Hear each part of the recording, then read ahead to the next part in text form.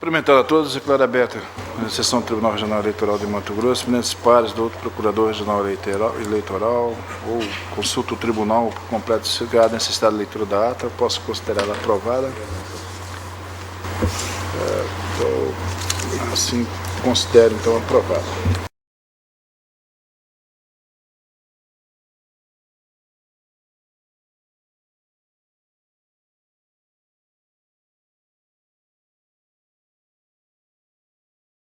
Devo informar já de antemão os que estarão adiados ou retirados de pauta.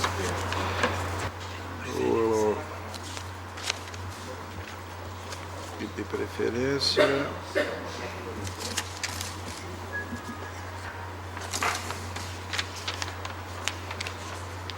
O número 2, que é uma continuação de julgamento, tive que colocar. Despachei no que eu tinha pedido vista por desempate, mas depois, quando fui analisar mais detalhadamente pessoas que estão envolvidas ali, despachei e tive que alegar minha suspeição. Então o 2 está, na verdade, retirado de pauta. O 3 da pauta, o 312 de 2011, está adiado, pedido do relator. O 4, perdão, está adiado em razão da ausência do desembargador que aguarda o voto vista. Também adiado o 4 da pauta, pelo mesmo motivo. O 5º da pauta está adiado pedido de vista de minha parte, só que os autos não alcançaram meu gabinete com tempo hábil para a preparação do voto. O 6º da pauta também é pedido do relator. Sim. O 6º da pauta, o 37943, também está adiado. Retirado de pauta o 7º da pauta. Adiados o 9º e o 10º, o 490757 e o 6704, prestação de contas de Luiz Martins, candidato, e também de Heber José Oliveira. O 13º também adiado, o processo 469451, requerente Celes Santim Borges. O 14º também, o 25793, requerente Getúlio Dutra Vieira Neto e Cássia Carmo Farias, adiado também. São esses os que estarão adiados. Há um pedido de preferência com sustentação oral pela relatoria do Dr. Sebastião Arruda Almeida, o 8º da pauta, Dr. Sebastião. O processo 3414. O 8º da pauta, processo 3414, recurso eleitoral, candidato, registro de candidatura, prefeito, impugnação, indeferimento, município de Campos de Julho. Recorrente, o Partido Movimento Democrático Brasileiro, PMDB de Campos de Julho, Aldair Foleto, presidente da comissão executiva. Recorrido, Dirceu Martins Comirã, candidato. Parecer pela extinção, sem julgamento do mérito, em razão da ausência de legitimidade ativa do partido impugnante. Se superada a preliminar e falta de pressuposto processual, manifesta pela declaração de nulidade da sentença por cerceamento de defesa, a fim de que retorne os autos à origem com a consequente abertura de instrução processual, obedecendo o rito previsto na 6490. Informo que pelo Dirceu Martins Comirã, sustentará o Dr. Hélio Antunes Brandão Neto. Palavra ao eminente relator.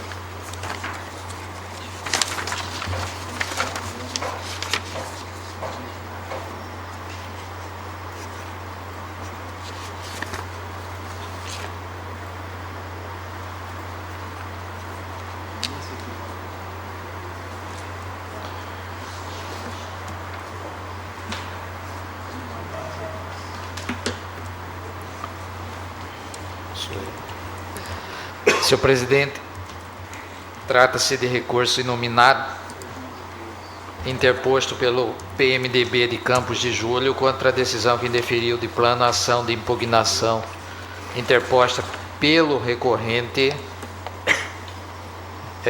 em face de Dirceu Martins Comiran e que deferiu o registro de candidatura do ora recorrido.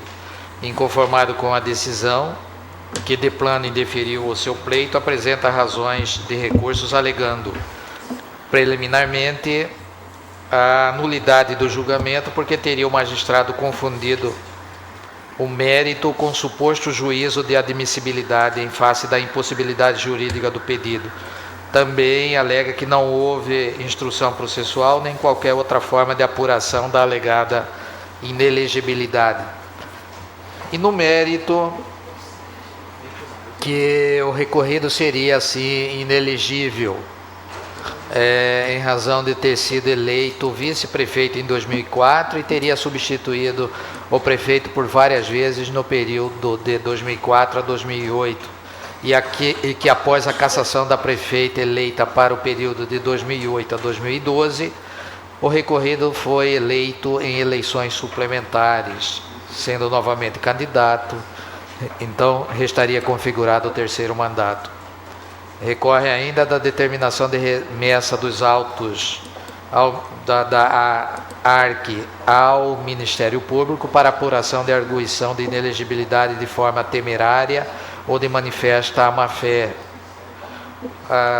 dizendo que quanto a isso nada mais fez do que exercer seu direito de levar ao conhecimento do Estado hipotética situação de inelegibilidade. E aí pede a reforma da decisão. Em contra-razões, o recorrido arguiu preliminarmente a falta de legitimidade da agremiação recorrente e, no mérito, rebate a pretensão recursal. A douta Procuradoria Regional Eleitoral manifesta-se pela extinção do feito ante a ilegitimidade do partido impugnante. E, se superada essa, também sinaliza para a nulidade da sentença ante o flagrante cerceamento de defesa com devolução dos autos à origem. É o relatório, senhor presidente. Apresentado o relatório, doutor Hélio Antunes Brandão Neto, Vossa Excelência tem o prazo regimental para a sustentação oral em nome de Dirceu Martins Comiran, que é o recorrido.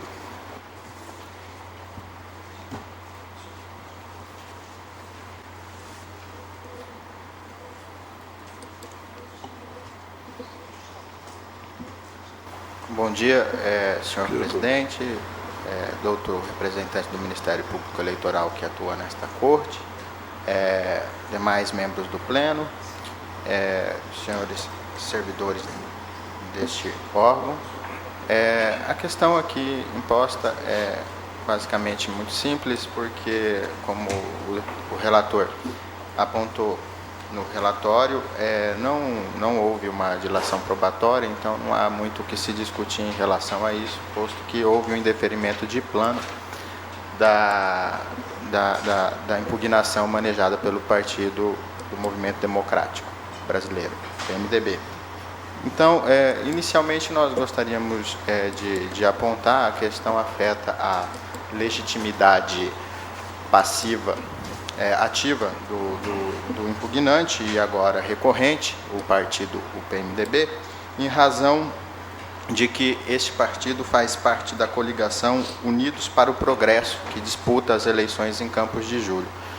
Essa matéria, embora não abordada na sentença que indeferiu a impugnação, muito bem poderia ser abordada, porque se trata de questão muito já pacífica no tribunal, neste tribunal e também no Tribunal Superior Eleitoral, de que partido coligado não pode efetivamente tomar posições isoladas, né? Porque passado a confabulação de uma coligação, a coligação passa a ter toda a legitimidade para atuar como se partido fosse, mesmo que temporariamente. Isso está no artigo 7º da Resolução 23.373, que trata dos registros de candidatura deste pleito, e aí a gente pode citar alguns precedentes do Tribunal Superior Eleitoral, de passagem a ação cautelar de 7 de 10 de 2010, número 62796, bem também como a ação 22665 de 19 de 10 de 2004, relator ministro Gilmar Mendes. Nesse caso, excelências, como bem apontado no parecer do Procurador Regional Eleitoral, padece de legitimidade ativa o Partido do Movimento Democrático, já que, conforme prova dos autos, houve a coligação dele nessas eleições municipais de Campos de Julho. No mérito, excelências, também não merece prosperar o recurso, pois andou bem a sentença do magistrado, tendo em vista a documentação que instruía a referida impugnação. Eles apontam a existência de um projeto de lei onde consta o nome do prefeito do quadriênio anterior, senhor José Odil da Silva, e sobre o nome do prefeito uma assinatura que supostamente seria do recorrido, sobre a oposição de P/ e o nome. O fato é que esse projeto de lei foi, em tese, conforme até explanado na impugnação e depois renovada no recurso, que agora é julgado, foi revolvida dentro da própria Câmara Municipal. Ou seja, se existia, e até a gente faz a juntada da Lei Orgânica Municipal nas nossas contrarrazões, justamente porque se existia, de fato, algum momento dentro do quadriênio anterior que o recorrido tenha efetivamente assumido a prefeitura, se houve isso, se ocorreu, fatalmente dentro da própria Câmara o recorrente poderia se valer de uma documentação que não fosse tão temerária como esta, né? Que impediria saber um documento, até a gente discute na própria contrarrazão, que a questão da oposição de assinatura em nome de alguém também para fazer um projeto de lei é basicamente absurda. Quando aparece uma representação como se fosse por procuração para alguém exercer um mandato em nome do titular. Então, de fato, excelências, não houve em qualquer momento do quadriênio anterior esta assunção ao cargo do titular, e não há provas que acompanhem isso. Nós juntamos na nossa contrarrazões a forma em que dá essa assunção, conforme a lei orgânica.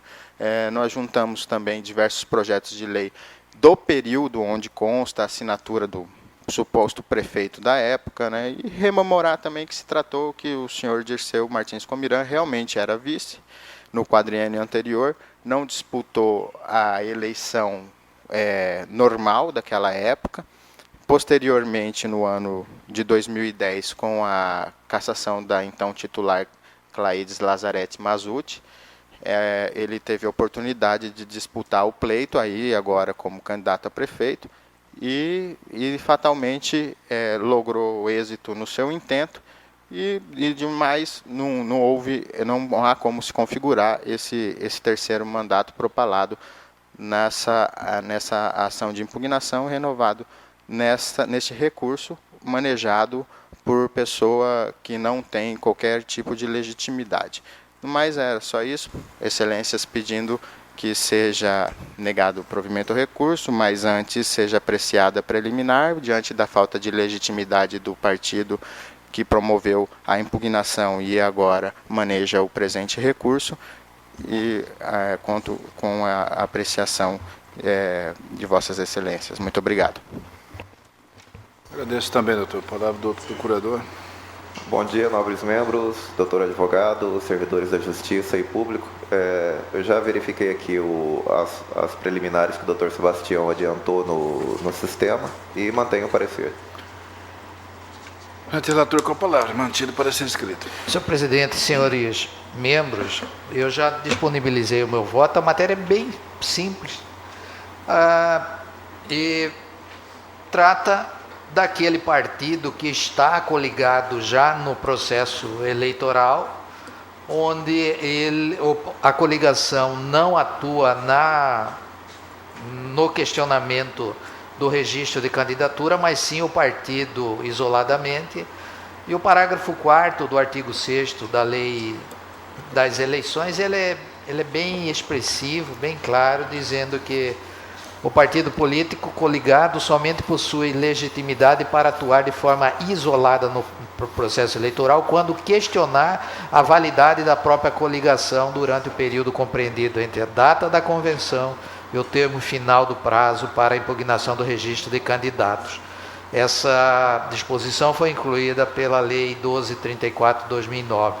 Vossas Excelências observam que eu trouxe uma jurisprudência que calha do TSE, que calha perfeitamente ao caso em concreto, e razão pela qual, senhor presidente, unicamente eu esclareço aos ilustres pares que vou só retificar a parte dispositiva do meu voto aí, que realmente tem uma incongruência. Eu estou acolhendo a preliminar arguída pelo recorrido, para julgar, reconhecendo a ilegitimidade, para julgar extinto o processo, sem julgamento do mérito, e estou dando provimento ao recurso apenas para afastar aquela determinação do juízo de primeiro grau de remessa dos autos para o Ministério Público, porque ele entendeu que essa impugnação se configuraria uma conduta maliciosa, uma conduta processual temerária.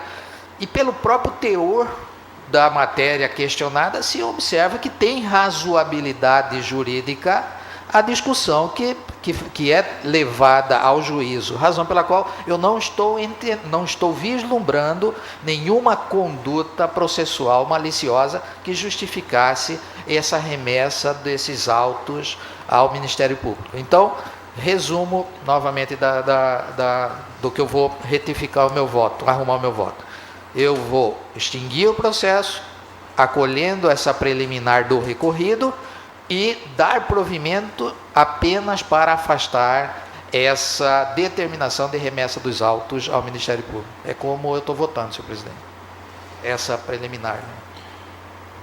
Primeira preliminar, como vota o doutor Francisco Silva? Só um esclarecimento. Vossa Excelência está extinguindo a própria impugnação. A própria impugnação, sem porque é uma ação, né? Oi? Sem exame de mérito. Sem exame do mérito, pela ilegitimidade, né? Então, salvo equívoco da minha parte, eu creio que nesse caso não há necessidade de avançar em outros temas, porque o processo foi extinto sem exame de mérito, ele simplesmente não há o que ser decidido mais nele. Exato. Eu estou indo nessa. Essa foi a primeira preliminar. Se fosse rejeitada, aí eu avançaria na outra preliminar e talvez ao mérito. Então, Vossa Excelência retifica o voto no sentido de extinção do processo da impugnação sem exame de mérito. Exatamente. Tendo em vista a ilegitimidade de parte que o juiz não reconheceu lá naquele momento. Exatamente. Eu acompanho Vossa Excelência. Doutor Pedro Francisco da Silva, você já votou. Doutor Francisco Alexandre Mendes Neto. Acompanho o relator também. Doutor José Blazac. Com o relator. Senador Gerson Ferreira Paz. Senhor presidente, eu também voto com o relator, diante da alteração que ele efetuou aí na parte dispositiva do voto, porquanto realmente o partido, nesse caso, não tem legitimidade para postular sozinho o que ele apresentou em juízo. Por isso, acompanho o relator. Ao tribunal, por unanimidade, nos termos do voto do relator, julgou extinto o feito sem resolução do mérito nos termos do artigo 267, inciso 6, da Lei Instrumental Civil. Esse é o resolução. Tem mais um pedido? Não tem pedido de preferência? Administrativo. Vamos esperar os advogados, né? Senão... Para que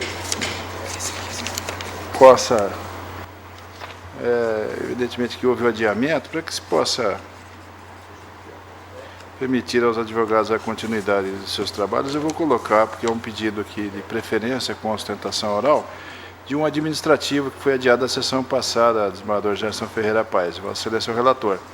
É o 16º, processo 453. Recorrente Jorge Yoshiro Kimura, recorrentes Lênin Aparecida Galinari, recorrente também Everaldo Abade. O recorrido é o desembargador presidente do Tribunal Regional Eleitoral de Mato Grosso, então acho que Vossa Excelência tem que presidir, né? Eu sou o recorrido. Vou passar para o aqui.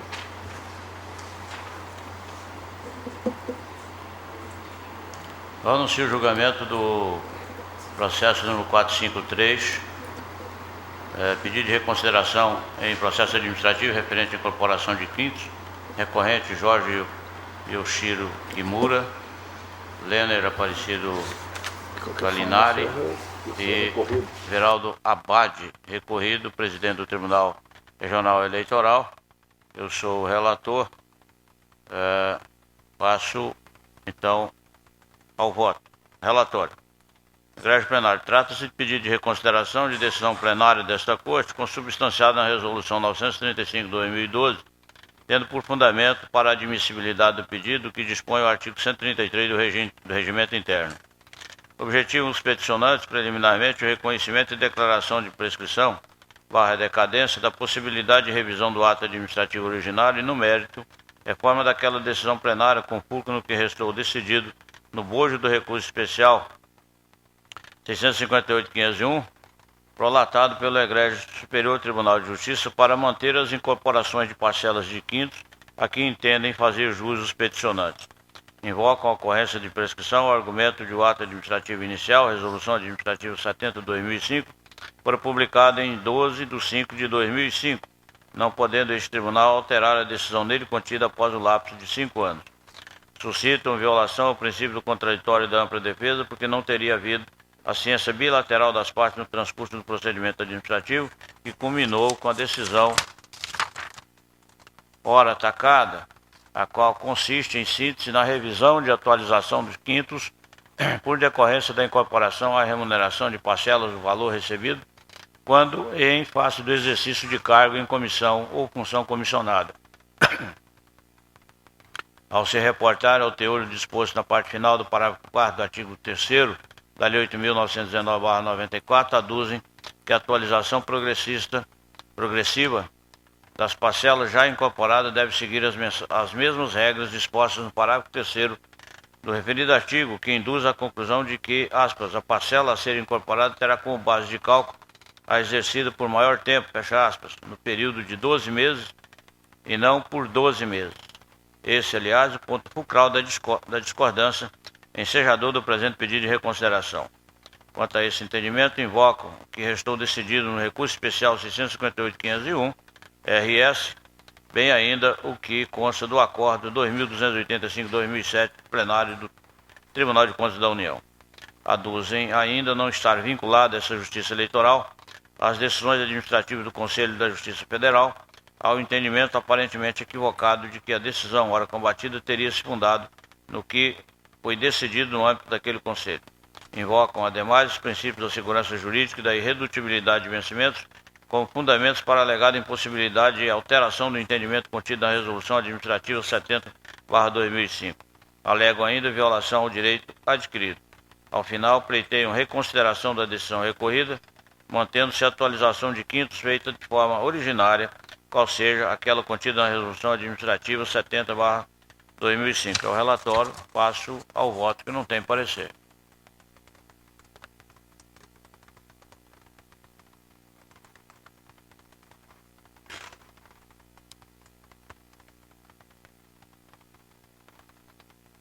Tem pedido de sustentação oral, mas, na verdade, pedido de reconsideração não tem previsão regimental. Não havendo previsão regimental, com devida vênia do outro advogado que pediu a sustentação oral, não há como deferir esse pleito.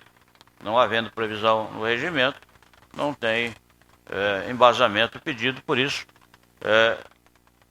indefiro o pedido de sustentação oral. Faço a leitura do voto.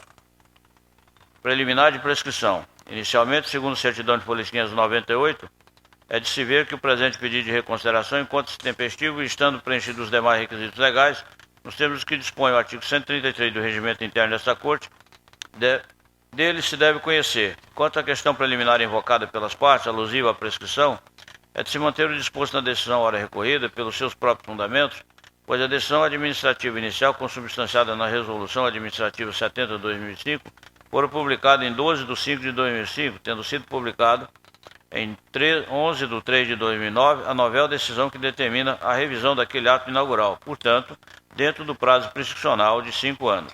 De lá para cá, não houve solução definitiva da matéria, sendo de se reconhecer que o tempo que corre para uma das partes é o mesmo que corre para a outra, importando em idênticas consequências jurídicas. Em outros termos, a prescrição quinquenal afeta a relação jurídica para ambas as partes. Logo, não há de se falar em prescrição do direito da administração a rever o seu ato ou da parte adversa a requerer o que entenda ser seu direito, enquanto pendente de decisão a matéria suscitada dentro do prazo prescricional, sendo de se invocar, dentre outros, a expressa redação do artigo 111 da Lei 8.112/90, que estabelece, aspas, o pedido de reconsideração e o recurso, quando cabíveis, interrompem a prescrição, fecha aspas, que correria contra o administrado ou o servidor público, se for o caso. Quanto a esse assunto, é de se ter em mente, ainda especificamente para o caso vertente, que a instauração do procedimento de revisão do ato administrativo suspende o curso do prazo prescricional que flua contra a administração pública, como se pode constatar, por exemplo, do excerto da emenda transcrita a seguir.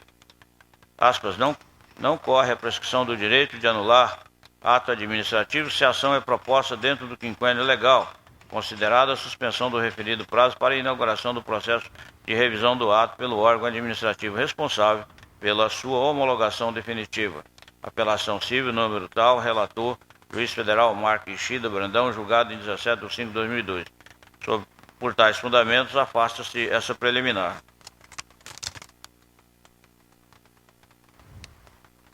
Doutor Sebastião de Arruda Almeida. Estou de acordo, Excelência. Doutor Pedro Francisco da Silva. Acompanho Vossa Excelência. Doutor Francisco Alexandre Ferreira Mendes Neto. Com Vossa Excelência, Doutor José Luiz Brazac. Acompanho, Vossa Excelência.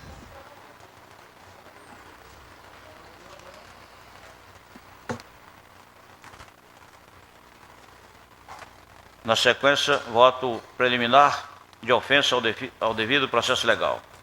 De igual modo, não merece prosperar a questão preliminar alusiva à pretensa ofensa ao devido processo legal por inobservância do contraditório da ampla defesa. O presente tema já for abordado quando da decisão hora recorrida, sendo de salientar que não há direito absoluto ou que deva ser exercitado de forma indefinida e ilimitada, ainda que não se questione a relevância de tal postulado dentro do nosso ordenamento jurídico.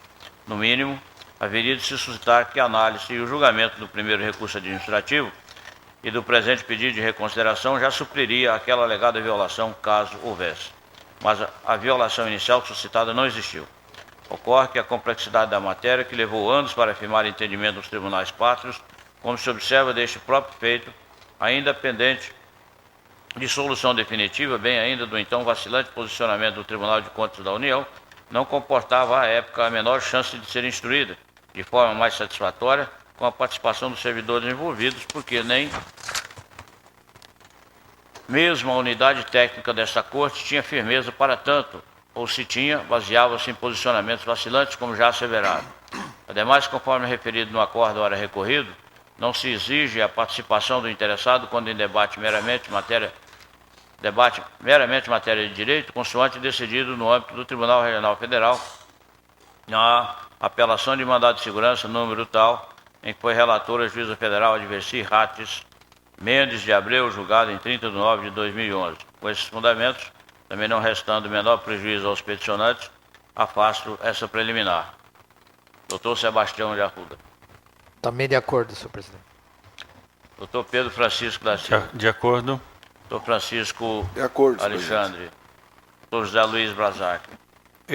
Só uma confirmação aqui, eu estou sem a liberação, está correta sem a liberação do sistema aqui da preliminar?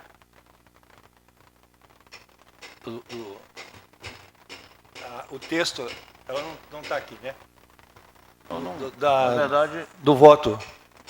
você podia, Porque eu fiquei um pouquinho confuso podia fazer a verificação da liberação, por favor. Mas aí, já só para, então, esclarecer, que está dando como...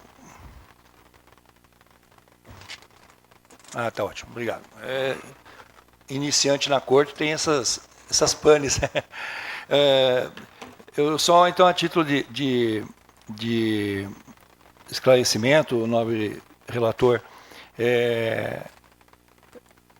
tendo em vista que a gente participou em muitos processos administrativos e, de fato, ainda que seja matéria estritamente de direito, só para elucidação melhor para me posicionar, as partes tiveram condições de fazer as suas defesas, houve as devidas intimações e houve defesa escrita desse tema. Eu não entendi muito bem essa parte. No processo original, sim. Sim. Houve todas as oportunidades possíveis. É um processo que demorou, processo que vem sendo discutido há longo tempo. Tem nenhum cessamento de defesa, não. Certo. Então, acompanho Vossa Excelência.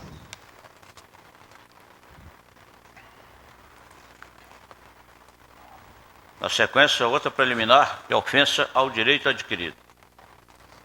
Não pode prosperar ainda a preliminar de ofensa ao direito adquirido, desde que não subsiste direito adquirido em desconformidade com a lei, porque não teria sido legitimamente adquirido ou teria sido usurpado ilicitamente ou obtido por força de erro de interpretação ou de decorrência de premissa falsa. Enfim, não pode o ordenamento jurídico acolher esse tipo de argumento. Assim, caso a administração tenha deferido algum benefício de forma ilegal, estando dentro do prazo que a lei lhe faculta para corrigir o ato, nos termos da súmula do Supremo Tribunal Federal número 473, mostra-se plenamente viável a revisão e a correção do ato. Apenas como julgado ilustrativo da tese, transcreve-se o seguinte trecho da emenda de decisão no âmbito do Tribunal Regional Federal da Primeira Região. A jurisprudência, tanto deste tribunal quanto do Superior Tribunal de Justiça, na esteira de precedentes oriundos do Supremo Tribunal Federal, que levaram à edição da súmula 473, aspas, a administração pode anular seus próprios atos quando eivados de vícios que tornam ilegais porque deles não se originam direitos, ou revogá-los por motivo de conveniência ou oportunidade, respeitados os direitos adquiridos e ressalvado em todos os casos a apreciação judicial, fechado, reconhece que é facultado à administração anular os próprios atos quando ilegais ou revogá-los por razões de conveniência e oportunidade. Do ato nulo, e assim caracteriza-se o ato ilegal, não se originam direitos, razão pela qual não há de que se falar em direito adquirido na hipótese. Pela mesma razão, não é possível falar sem ato jurídico perfeito, pois o vocábulo perfeito, na dicção desse termo, denota que o ato foi praticado com estrita observância às normas legais que justificaram a sua edição. Apelação de mandado de segurança, número tal, foi relator, juiz federal Guilherme Mendonça, publicado em 22/6/2012. Por tais fundamentos, é de se rejeitar a presente preliminar, sendo de consignar ainda que a alegação de violação aos princípios da segurança jurídica da vedação à redução salarial não se mostra sequer plausíveis à luz das preliminares já afastadas, ou seja, não estando prescrito o direito da administração rever o ato que concedeu a parcela remuneratória, não existindo o direito adquirido, não há de se falar em violação daqueles princípios, motivo pelo qual expressamente se devem também afastá-las. É como vota essa preliminar. Doutor Sebastião de Arruda Almeida.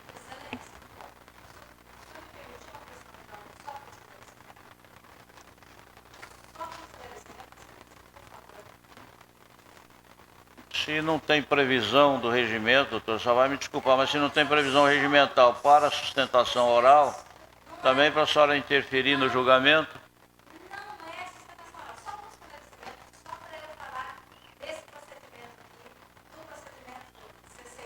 Pois não, pode ficar à vontade. Excelência, esse procedimento de C659 corre paralelo a esse processo principal e não está atenso a ele. E é um procedimento que fala do que a gente chama revisão das atualizações marco inicial. E nesse procedimento, ele estabelece que no dia 21 de janeiro de 2010 seria o início do marco inicial para as revisões. E foi essa data que foi estabelecida para o início dos cálculos de atualizações dos servidores da casa. E aqui é que foi estabelecido que os servidores públicos da casa começariam a calcular os seus procedimentos de atualização e também é nesse procedimento que a casa altera toda a sua concepção de entendimento do que ela vinha entendendo no processo que está sendo julgado aqui agora. Então, o que a casa entende no processo 453, ela vem entendendo completamente diferente no procedimento administrativo 1659. Então, a única coisa que eu gostaria de esclarecer é que há necessidade, porque são dois processos com a mesma matéria, então haveria necessidade de fazer uma ligação desses dois processos para não haver um julgamento separado dessas matérias, porque o procedimento administrativo 1695 interfere frontalmente nesse processo que está sendo julgado aqui hoje, porque ele é o marco inicial das atualizações e ele vai atingir a todos os servidores que têm direito aos quintos incorporados e às suas atualizações. Muito obrigada. Na verdade, doutor, o que a senhora quer? A senhora quer que suspende o julgamento para fazer a anexação desses processos? Não é o meu entendimento, é o requerimento de Vossa Excelência. Nessa oportunidade, esse processo vem rolando há quanto tempo? A senhora requereu isso anteriormente?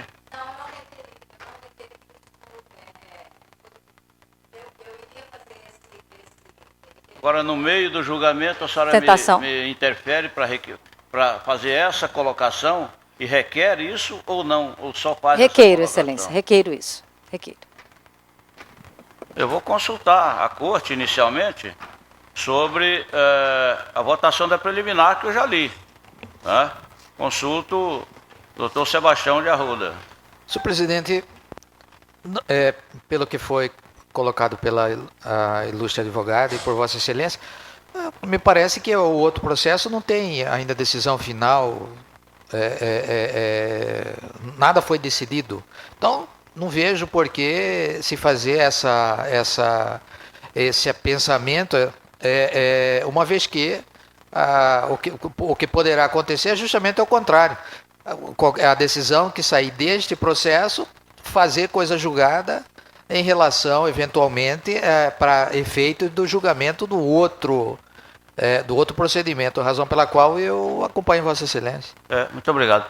E nós fazendo um esclarecimento, que se trata de um pedido, que já foi julgado esse processo aqui, um pedido de reconsideração. Então, nós estamos fazendo, inclusive, estamos reconsiderando essa decisão. Não, eu estou dizendo no outro que a doutora mencionou, que ela pede. Doutor Pedro Francisco. Eu também não tenho nem como apreciar o requerimento da ilustre advogada, porque é uma alegação que não tem comprovação, porque eu preciso verificar o outro processo, constatar a realidade do outro processo. Me parece que, embora confiando no que diz a ilustre advogada, mas de qualquer modo seria fundamental que fosse peticionado neste processo, demonstrando a realidade daquele outro processo, para que nós pudéssemos avaliar o nível de interferência ou de conexão, de correlação, que existe entre os dois. Então, como não foi isso comprovado por documento aqui neste processo que está, ora, sendo apreciado um pedido de reconsideração, eu sou pela continuidade do julgamento. Doutor Francisco Alexandre Ferreira Eu acompanho os entendimentos anteriores do doutor Sebastião e do doutor Pedro Francisco. Doutor José Luiz Brazati. Salvo o melhor juízo, Vossa Excelência até fez uma colocação agora que estaria... Só adiantou um pouco o mérito, não foi? No mérito, eu estou. Então, no mérito, eu já estou reconsiderando essa decisão, porque então, as decisões mais recentes, elas realmente contrariam ou elas estão a nossa decisão anterior da Corte está contrariando as decisões mais recentes dos tribunais superiores. Então não há perspectiva de prejuízo, eu acompanho Vossa Excelência. Então, afastadas as preliminares, passo o voto de mérito. Egrégia Corte. Após detida análise das ponderações contidas no presente pedido de reconsideração, vê-se que assiste razão aos peticionantes, em que pese a confusa redação contida nos dispositivos da Lei 8.911/94, o que ensejou e ainda tem suscitado demandas judiciais pelos servidores que se sentiram prejudicados, e face de decisões similares à tomada pela administração desta Corte, é de se ver que, de fato, no âmbito do Superior Tribunal de Justiça, tem se mostrado em consolidação o entendimento ora sufragado nessa petição, não somente no julgado trazido como paradigma para as situações fáticas ora descritas, como ainda no mesmo sentido o julgado mais recente, cuja ementa se transcreve a seguir. Aspas, processual civil, agravo regimental no agravo de instrumento administrativo, servidor. Quintos, atualização das parcelas de incorporação em períodos interpolados, função exercida por maior tempo, reexame do conjunto fático probatório, óbice da súmula 7/STJ, desprovimento, nos termos do parágrafo 4º do artigo 3º da Lei 8.911/1994, são requisitos para atualização das parcelas já incorporadas no exercício de cargo em comissão ou de função de direção, chefia ou assessoramento de nível mais elevado por 12 meses. É possível a atualização do quinto incorporado por servidor público, utilizando como base a função comissionada exercida por maior tempo durante um total de 365 dias. Agravo regimental, no agravo de instrumento número tal, relator ministro Herman Benjamin, data do julgamento 9/11/2010. Há que se reconhecer ainda que o próprio Tribunal de Contas da União modificou o entendimento que havia anteriormente exposto ao apreciar consulta formulada pelo Tribunal Superior do Trabalho, por meio do qual firmou posicionamento favorável à tese dos servidores ora peticionantes, tendo-o fundado precisamente no precedente do Superior Tribunal de Justiça, que os mesmos utilizam como argumento central da resignação. Naquela ocasião, o voto condutor proferido pelo eminente ministro Marcos Bem-Querer Costa explicitou claramente a intenção do perfilhamento ao entendimento esposado pelo Superior Tribunal de Justiça, que se pode conferir o seguinte é certo. Aspas, a própria norma estabeleceu uma regra aplicável para o caso de mais de uma função comissionada ou cargo em comissão ter sido exercido nesse interregno de 12 meses, hipótese em que a incorporação ocorre, tomando-se como base de cálculo a função desempenhada por maior tempo. Conclusões semelhantes a essa chegou a sexta turma do Superior Tribunal de Justiça ao julgar o RESP 658-501, Rio Grande do Sul, assentando que o requisito para atualização para as parcelas de quinto já incorporadas é o exercício de função comissionada de nível mais elevado por 12 meses, e ainda que se nesse espaço de tempo tenha sido desempenhada mais uma função, a parcela a ser utilizada terá como base aquela de nível mais alto ocupado por maior tempo, fecha aspas. Com efeito, com base nos mais recentes pronunciamentos do Tribunal de Contas da União e do Superior Tribunal de Justiça, em especial os entendimentos constantes do recurso especial 658-501 e do agravo regimental no agravo de instrumento número tal, este último com emenda parcialmente transcrita acima, reconsidero, na condição de relator originário, o voto proferido pelo relator substituto na resolução número tal, propondo reforma daquela decisão plenária com o fito de dar provimento ao pedido de reconsideração formulado pelos servidores Lêner Aparecida Galinari, Jorge Yoshiro Okimura e Everaldo Abade Pereira, fazendo prevalecer o entendimento de que a atualização das parcelas de quintos incorporadas pelos servidores peticionantes deve observar como base de cálculo a função comissionada ou o cargo em comissão que tenham exercido por maior tempo dentro do período de 12 meses nos termos do artigo 3º, parágrafo 4º da Lei 8.911/94. É como voto. Doutor Sebastião de Arruda Almeida. Estou de acordo, senhor presidente. Doutor Pedro Francisco da Silva. De acordo. Doutor Francisco Alexandre Ferreira Mendes. De acordo, senhor presidente. Doutor José Luiz Brazac. De acordo.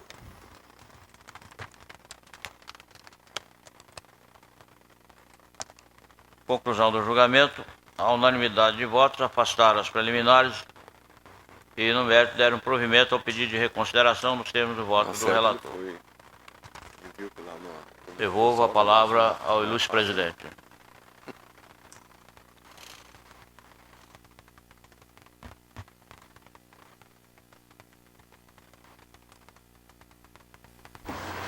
Obrigado, desembargador Joyce.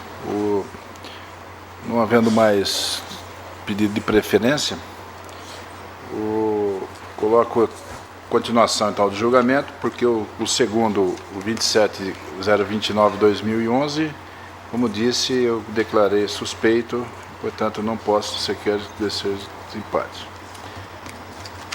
Nós temos então aqui o primeiro, que é minha relatoria, aliás, pedido de vista, é o processo número 450/45/2011, e está constando que nossa papeleta aqui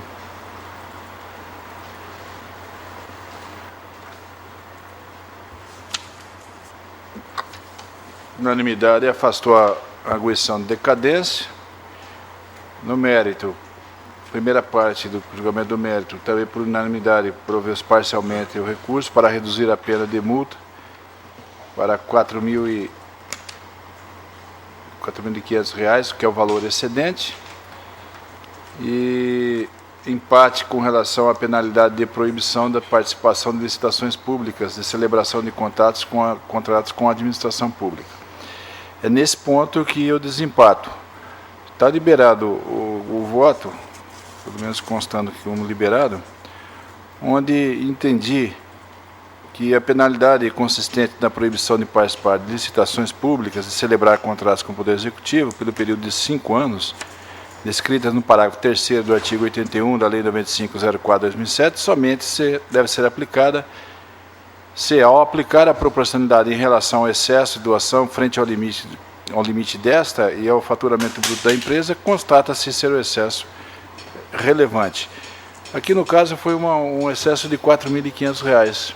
Prefiro eu então, neste caso, acompanhar a divergência, porque é contrário ao voto do eminente relator que manteve, para concluir o julgamento então pela exclusão dessa proibição que foi apontada no voto do eminente relator e também do eminente quinto vogal, Dr. Pedro Francisco da Silva. Pelo valor e pelas características desse acontecimento, me parece, por esse princípio, devesse eu votar acompanhando a divergência. Então, ficou por unanimidade, afastou a decadência, proveu-se parcialmente o recurso para reduzir a pena para o valor, a multa para o valor de R$ 4.500, e excluiu-se a penalidade de proibição de participação de licitações públicas e de celebração de contratos com a administração pública, também por maioria.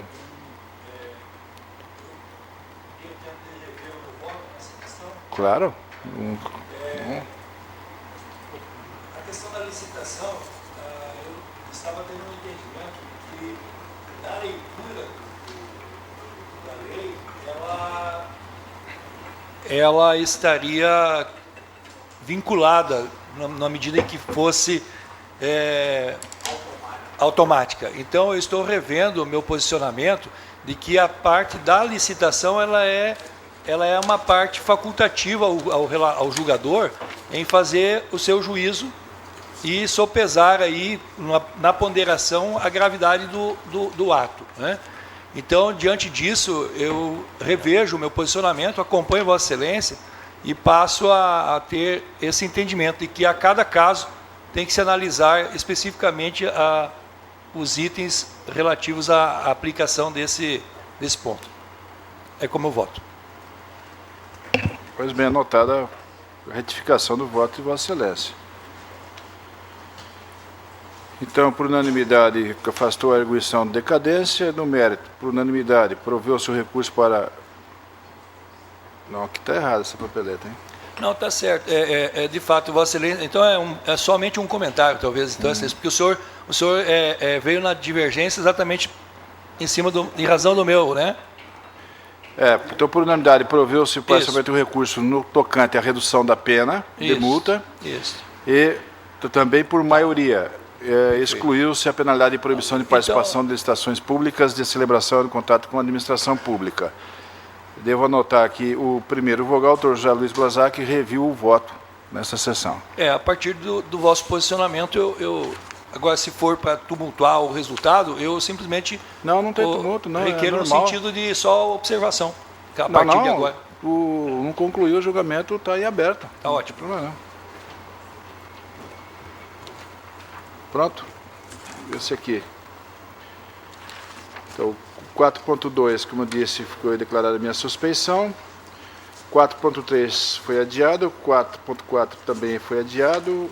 O 5, o 6º, o 7º retirado de pauta. Chegamos então ao 8º, que nós já julgamos, né? Foi o pedido de preferência. 9º adiado, 10º adiado, 11º. Desembargador Gerson Ferreira Paz, Vossa Excelência é o relator. Processo número 4023, o 11 da pauta, né? Recurso eleitoral, filiação partidária. Recorrente Eva Taveira de Souza. Recorrido Ministério Público Eleitoral. Parecer pela declaração da decadência com a consequente extinção do processo sem resolução do mérito.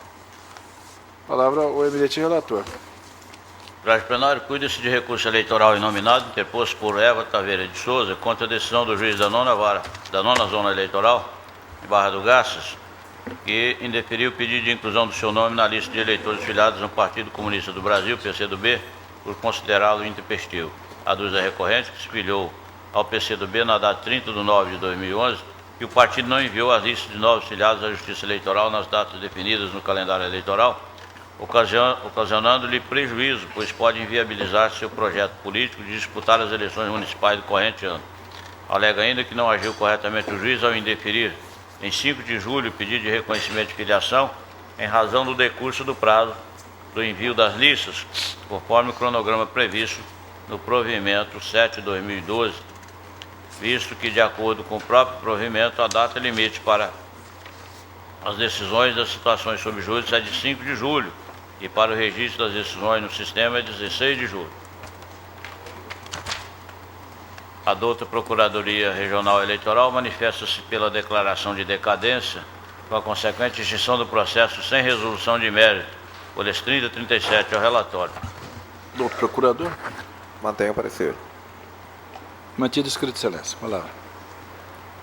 Voto, eminentes pares, conforme apontado no parecer ministerial, o caso dos autos resume-se a questão acerca da tempestividade do pedido inicial da recorrente para a inclusão do seu nome na lista especial de filiados do Partido Comunista do Brasil. Sobre a matéria, o Pleno do Egrégio Tribunal Superior Eleitoral já se manifestou com a edição da Resolução 23.117/2009, que dispõe no parágrafo 2º, em seu artigo 4º, em verbos, artigo 4º, na segunda semana dos meses de abril e outubro, cada ano, o partido, por seus órgãos de direção municipais, regionais ou nacional, enviará à Justiça Eleitoral para arquivamento, publicação e cumprimento dos prazos de filiação para efeito de candidatura a relação atualizada dos nomes de todos os seus filiados na respectiva zona eleitoral, da qual constará também o número dos títulos eleitorais e das sessões em que estão inscritos e a data do deferimento das respectivas filiações.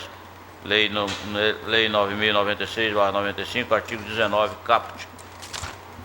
Parágrafo 2º. Os prejudicados por desídio ou má-fé poderão requerer diretamente ao juiz da zona eleitoral a intimação do partido para que cumpra, no prazo que fixar, não superior a 10 dias, o que prescreve o caput deste artigo sob pena de desobediência. Fecha aspas. Por sua vez, após o recebimento das referidas listas de filiados, incumbe à Justiça Eleitoral processar os dados dentro de certo prazo, a fim de que este viabilize a atualização do cadastro eleitoral para sua finalidade específica, que é a confiabilidade dos dados a serem inseridos dentro de certo lapso temporal em cada urna eletrônica de votação, tendo aquela resolução estipulado o seguinte em seu artigo 20. Aspas, as relações submetidas à Justiça Eleitoral, em decorrência de determinação de que trata o parágrafo 2º do artigo 4º dessa resolução, serão processadas em procedimento próprio nos meses de junho e dezembro, fechado. Ou seja, há uma relação de filiados ordinária, que é aquela submetida pelos partidos à Justiça Eleitoral na segunda semana dos meses de abril e outubro de cada ano, sendo possível aos que se sentirem prejudicados por desídia ou má-fé daquelas agremiações formularem pedido ao respectivo juiz eleitoral para que se determine a inserção de seus nomes no que se denomina lista especial, cujo procedimento encontra-se disciplinado no provimento 07 da Corregedoria Geral Eleitoral.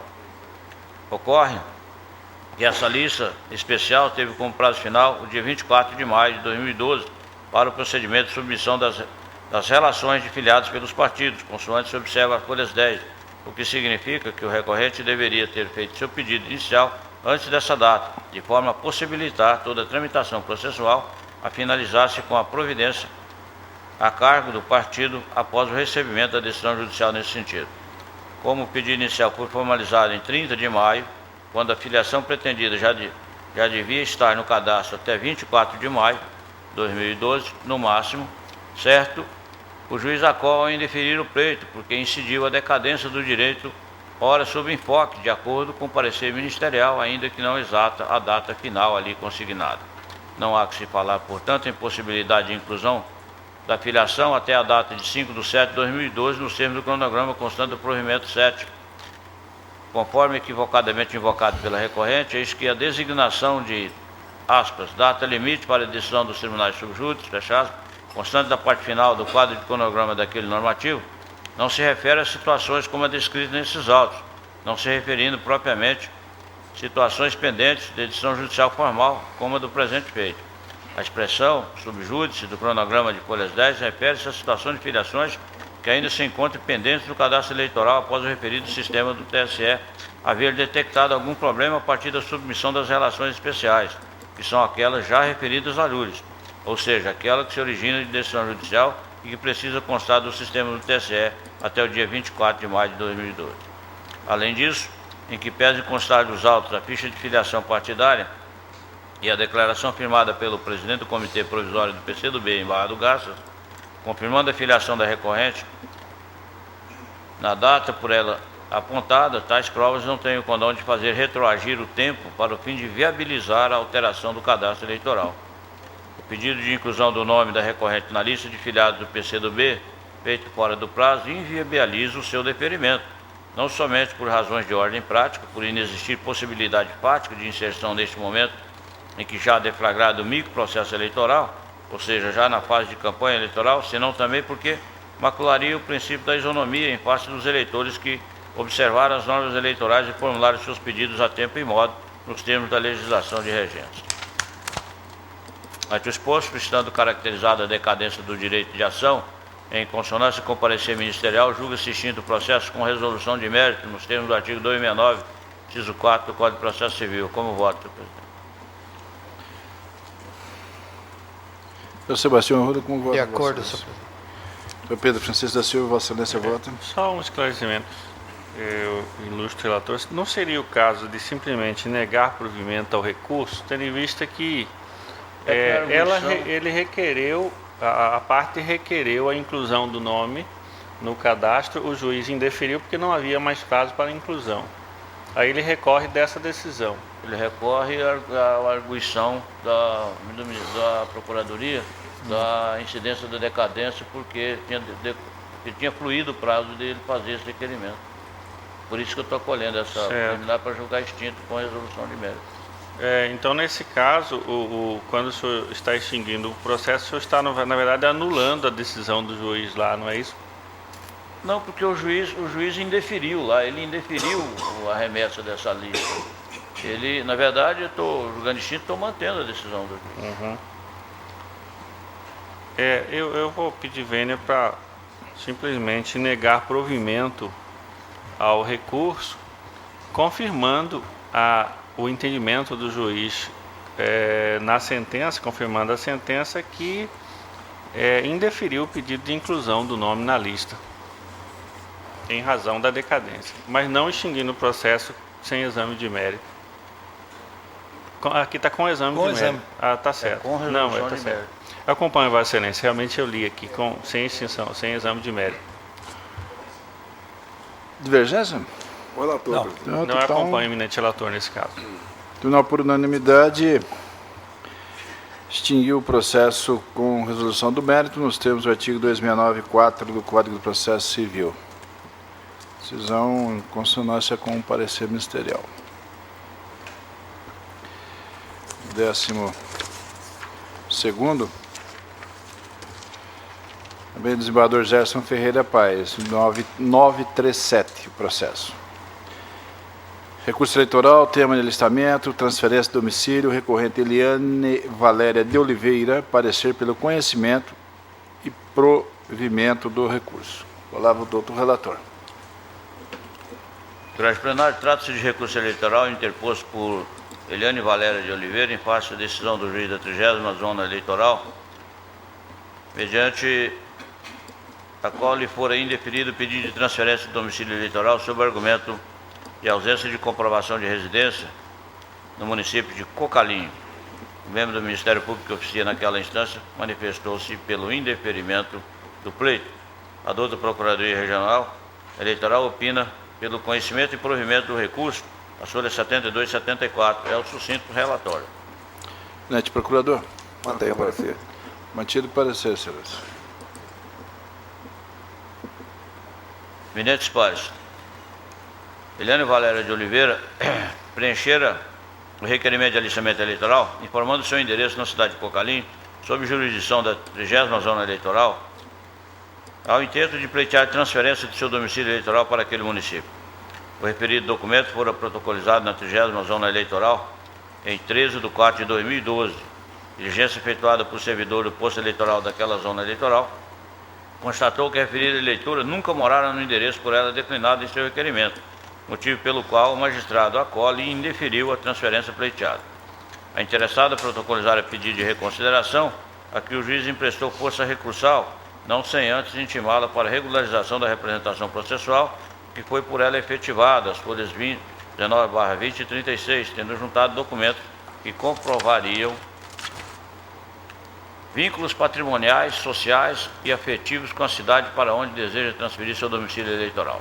Consistem tais documentos em declaração emitida pelo setor competente da Prefeitura de Cocalinho, atestando a propriedade de imóvel por seu pai já falecido, tendo ela herdado a referida propriedade, bem ainda declaração emitida pelo presidente da respectiva Câmara Municipal, quanto a ter seu pai exercido por 2 mandatos o cargo de vereador, acrescido de cópia do título eleitoral de sua filha, que é a eleitora daquela localidade.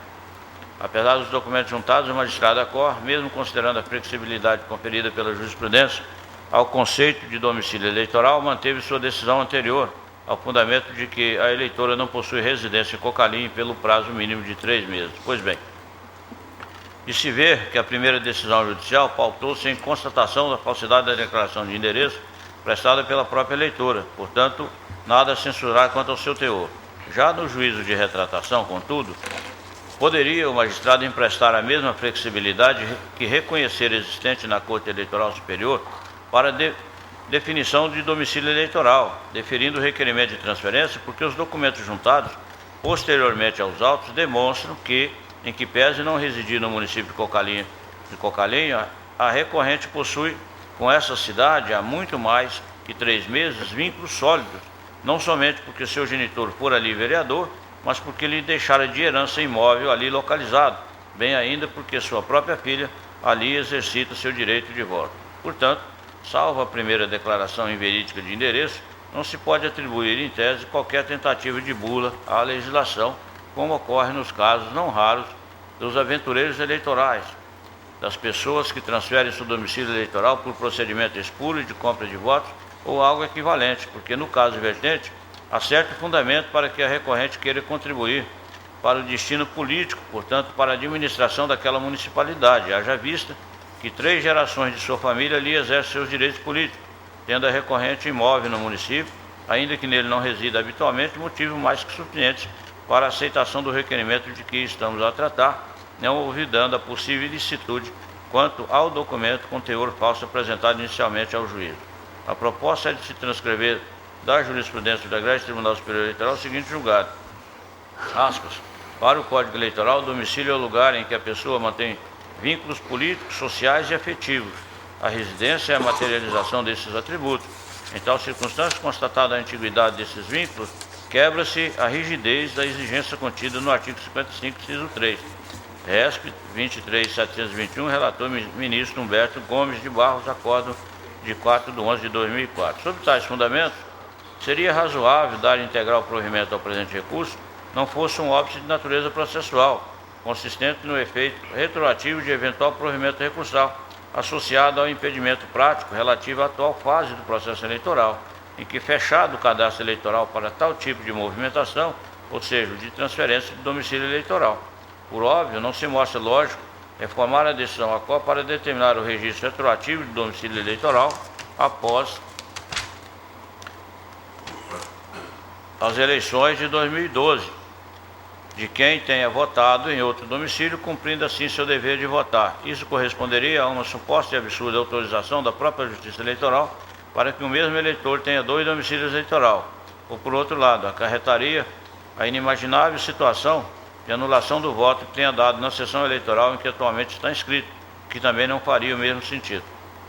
Enfim, não se mostra razoável tecnicamente que se dê provimento ao recurso para determinar a transferência apenas após as eleições próximas vindouras, porque não é esse o efeito comum e corriqueiro que se espera de um acordo que reforma a decisão judicial anterior. Entretanto, é de se ver uma via técnica de solução possível para o impasse acima referido, eis que a resolução TSE 23.375/2011 estabelece seu artigo 11, aspas, o eleitor cujo requerimento de alistamento, transferência ou revisão formalizado até 9/5/2012 não tenha sido processado pelo cartório eleitoral, deverá ser convocado para preenchimento de novo formulário após a reabertura do cadastro, objetivando a regularização de sua situação e não estará sujeito a sanções legais decorrentes do não cumprimento de suas obrigações eleitorais no último pleito.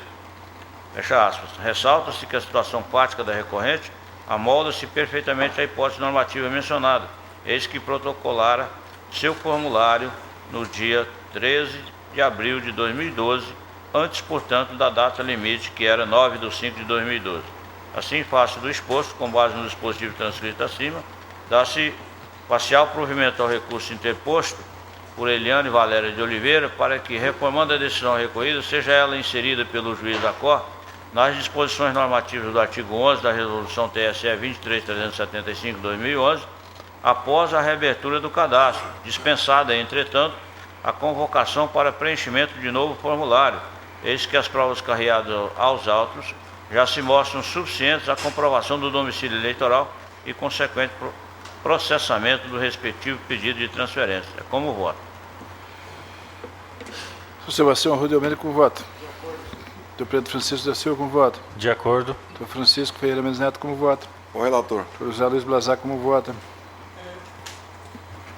Eu só pergunto se esse prejuízo agora, decorrente do julgamento somente nessa data, do fato de ela não poder votar, né? Se o julgamento chegou ao dia de hoje em decorrência de que a Justiça Eleitoral que cooperou para que esse julgamento se desse só até agora, no sentido dos procedimentos normais, ou se a data da provocação ela já teria por si só esse prejuízo. Porque me parece que assim fica um pouco temeroso no sentido de negar um direito de agora participar da eleição onde nós estamos reconhecendo o seu direito por uma questão técnica, né? Mas não há possibilidade mais de inserir no cadastro nacional que está fechado. Só abre depois após as eleições, agora o cadastro nacional. Nós tivemos um problema recente aqui com relação a Corizal, que fechou o cadastro nacional e a ministra já disse que é impossível reabrir o cadastro agora antes das eleições por questões técnicas e por questões óbvias de que o processamento agora já está sendo feito para a elaboração de listas das listas de votação e tal, que não há mais possibilidade de fazer nenhuma alteração. Por isso que é uma questão técnica realmente, que não há possibilidade. Eu penso no direito dela, sim, de fazer a transferência do título, mas foi indeferido e por isso houve o recurso e nós estamos aqui reconhecendo que há o direito dela, mas estou dando provimento parcial exatamente por isso, né, após o término das eleições, com a abertura do cadastro nacional, aí sim inserir o pedido dela. Acompanhe, Vossa Excelência. O Samuel não está aqui, então o Tribunal Unanimidade proveu parcialmente o recurso aos termos do voto do relator. Parecer pelo provimento. 15º da pauta. Processo 27869, relatoria do Dr. Sebastião de Arruda Almeida. Trata-se de uma consulta plano de contratação temporária prevista para o ano 2012. Permínio Pinto Filho, secretário municipal de Educação, consulente. É igual de 2010, né? Pelo não conhecimento da consulta. É o do outro parecer com a palavra do eminente relator. Senhor presidente, já disponibilizei para os ilustres membros. Também é matéria fática e jurídica simples.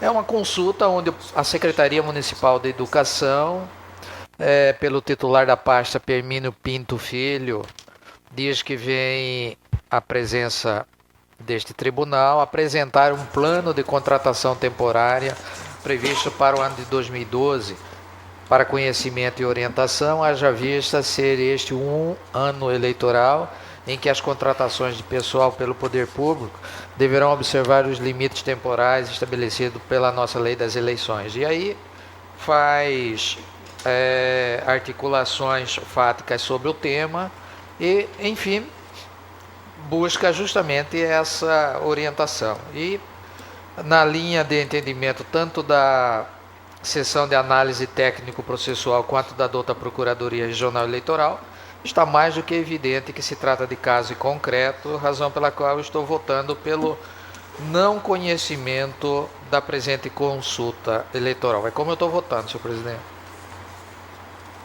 2010 houve parte do Estado, né? Isso. Que eu me recordo.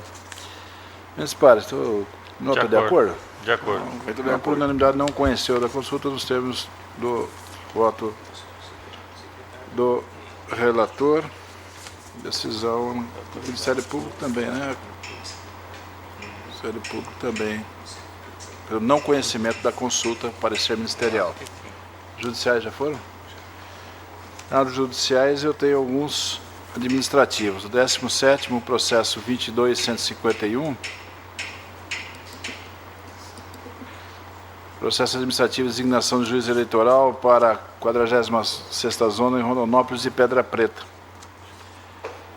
Homologação da portaria 161/2012. Então, estou homologando no sentido de que a doutora Milene Aparecida Pereira Beltramini responda pela 46ª Zona Eleitoral com efeitos a partir da lavratura do termo de entrada de exercício. Estou homologando a portaria porque ela é quem está na vez, né? De acordo, vou para o subsequente. O processo número 29338, processo administrativo, pedido de providência de designação de juntas eleitorais, eleições 2012. Então, pedido de providências quanto à designação de membros de justiça eleitorais que atuarão na apuração das eleições 2012. Considerando que não houve qualquer impugnação com fundamento no artigo 36, voto na aprovação das indicações componentes das juntas eleitorais relacionadas ao edital 190 e folhas 262 dos autos para atuarem no primeiro e eventual segundo turno das eleições municipais de 2012. 19º, processo 28039, processo administrativo, requisição de servidor Marcos Pereira Torres para a 15ª Zona Eleitoral em São Félix do Araguaia. Também disponibilizado o voto, atendendo aos requisitos, aos pressupostos legais, eu estou autorizando a requisição, votando no sentido de autorizar a requisição para ele trabalhar em São Félix do Araguaia pelo período de 1 ano.